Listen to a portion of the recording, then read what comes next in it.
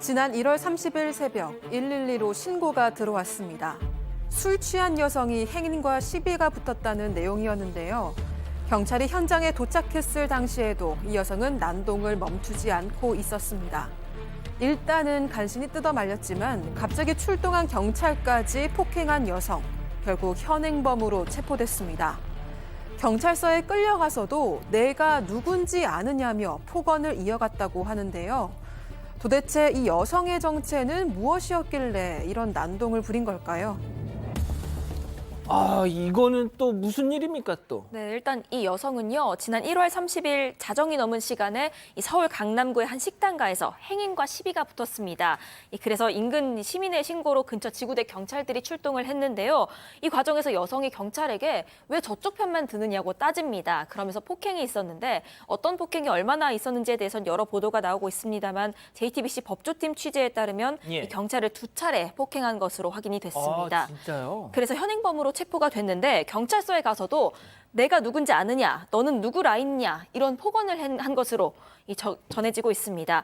경찰서 형사 당식실에서 술이 깰 때까지 몇 시간을 보낸 뒤에야 아침이 밝은 뒤에야 조사를 받을 수가 있었고요. 그 이후에 집으로 돌아간 것으로 밝혀지고 있습니다. 어우, 내가 누군지 알아. 예. 자, 그럼 여기서 세 번째 사건 체크포인트 짚어보죠. 내가 누군지 알아? 우리도 궁금합니다. 누굽니까, 양 변호사님? 신규 검사가 될 뻔했던 사람이라고 해야겠네요. 신규 검사가 될 뻔했다. 네, 그렇습니다. 약간 뭐 얘기를 드리자면 처음에 조사받을 때는 그냥 학생이라고 했다라고 합니다. 하지만 조금 더 조사를 해봤더니 서울에 있는 법학전문대학원에 다녔고 졸업을 했으며 지난 11월에 검사 시험에는 합격을 했답니다. 근데 검사 시험은 합격을 하더라도 이 변호사 시험에서는 별도로 또 자격 시험이기 때문에 통과가 돼야 되거든요. 예. 변호사 시험 곧 아마 발표가 나올 텐데 당연히 더 어려운 시험 합격했으니까 합격을 하겠죠? 그럼 바로 그러니까 양 변호사님 말씀을 일단 변호사 시험에 합격이 되면 자동으로, 이미 이제 신규 검사 임용은 합격이 된 네, 상태니까. 그렇습니다. 그래서 발표만 기다리고 있었던 상황입니다, 사실은. 이야, 자, 그러면 일단은 교수님, 일단 뭐 신규 검사 임용도 합격을 한 상태라니까 뭐 검사님이 될 상황에 있는 상황인 거죠, 지금. 자, 그런데 남자 경찰 딱 너 내가 누군지 알아? 너 누구 라인이야? 아, 야, 이거 진짜. 예? 이게 이제 흥분 상태에 있는 거죠. 제가 봤을 때는. 그래서 이제 뭐 시거든 떨지나 말지라고 하는 말이 생각이 나는데 시작도 하기 전에 조금 이렇게 별로 바람직하지 못한 것을 뭐 이렇게 어디서 주워 들은 것이 아니냐. 내가 누군지 아느냐, 누구 라인이냐, 뭐 이런 얘기는 아주 부적절하죠. 우리가 이제 세상 살아가면서 비굴과 교만 사이에서의 균형을 잘 잡아가면서 살아가야 된다라고 저는 보는데 글쎄요, 어떻게 시작도 하지 않아가지고 제가 볼 때는 스스로 자기 밥그릇을 걷어찰 가능성이 높아 보이고요. 검찰에서도 저런 사람을 자기 그 조직에 그렇게 별로 이렇게 환영하면서 받아들이지 않을 것 같은 또 안아야 되는 그런 상황이라고 봅니다. 아니, 저는 이 사람이 얼마나 지금 시대착오적인 사람인지 그 옛날 기사를 제가 한번 찾아봤거든요. 옛날엔 뭐 여기 변호사님들 다 아시겠지만 젊은 검사들한테도 막 영감님 그러던 시절이 있었지 않습니까? 자, 1995년 기사인데요. 35살 검사가 거의 삼촌뻘 49살 경찰 뺨을 때려가지고 이 자식 똑바로 안 해 하는 뺨을 때려가지고 근신 처분을 받은 기사를 제가 봤습니다.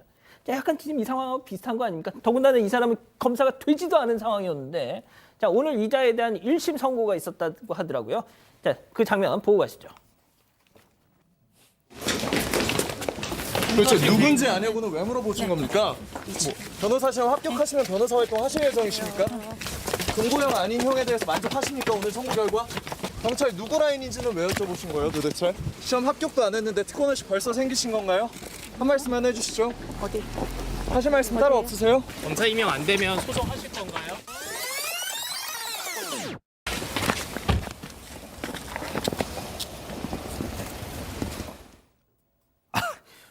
이거 웃으면 안 되는데 교수님 지금 보셔서 아시겠지만 기자들도 좀 화가 났네요. 예, 저는 그게 느낌이 옵니다. 아마 저 집에서는 지금 저 딸이 저런 식으로 어떻게 처신을 해서 정말 어떻게 보면은 막 분위기가 초상집 분위기라고 저는 생각이 드는데 사실 뭐 저 사람의 입장에서는 이 기자들의 질문에 대답할 말이 뭐 특히 없죠. 없죠. 그러니까 뭐 휴대전화 이제 보는 척하고 그렇다고 뭐라고 얘기를 갖다가 한다 하더라도 그것이 자기에게 불리하게 작용할 것 같으니까 그래서 본인으로서는 입을 딱 닫고 있다가 신속하게 저 자리를 갖다가 빠져나가는 그 방법이 최상의 그 선택이었다 이렇게밖에 볼 수 없습니다. 자, 박 변호사님. 네. 재판부의 판단은요? 자, 재판부에서 이 공무집행 방해죄가 지금 성립한 그런 상황인데 이 피고인이 반성을 하고 있고 또 초범이고 또 그런 것들을 또 경찰관이 또 선처를 구했습니다. 그런 것들을 감안해서 벌금 300만 원의 선고유예 판결을 내렸습니다. 선고유예는 뭐냐면 가장 좋은 판결이에요.